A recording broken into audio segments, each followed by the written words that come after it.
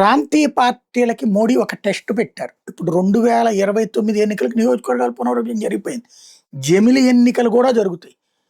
తద్వారా ప్రాంతీయ పార్టీలు ఏదో ఒక గూటికి చేరక తప్పని పరిస్థితి. జమిలి ఎన్నికలంటే దేశవ్యాప్తంగా ఒకేసారి జరుగుతాయి. అప్పుడు కాంగ్రెస్ వర్సెస్ బీజేపీ. అప్పుడు కాంగ్రెస్ గూటికా, బీజేపీ గూటికా అంటే ఐఎన్‌డీఏ కూటమి గూటికా, ఎన్‌డీఏ కూటమి గూటికా అని తేల్చుకోవాల్సిన పరిస్థితి. అలా కాకపోతే తమ భవిష్యత్తేంటన్నటువంటి అయోమయంతో ఉండేటటువంటి పరిస్థితి. ఎందుకంటే జాతీయ స్థాయిలో జరిగేది ఇందులో ఇప్పుడు 33% రిజర్వేషను, సీట్ల పెంపు, నియోజకవర్గాల పునర్విభజన. ఈ సందర్భంలో ప్రాంతీయ పార్టీలు ప్రభుత్వాలైతే ఇంతకుముందు వచ్చిపోయినాయి. కాంగ్రెస్ నేతృత్వంలోని కూటమి సక్సెస్ అయింది. బీజేపీ నేతృత్వంలోని కూటమి సక్సెస్ అయింది.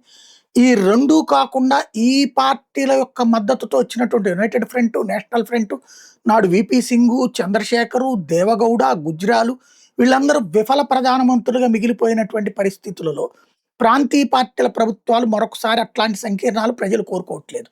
ఇప్పుడు ఐదర్ కాంగ్రెస్ కూటమి అంటే రాహుల్ కూటమి ఆర్ మోడీ కూటమి.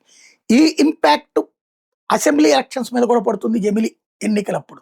ఇది ఇప్పుడు ప్రాంతీయ పార్టీలకు పెద్ద పరీక్ష.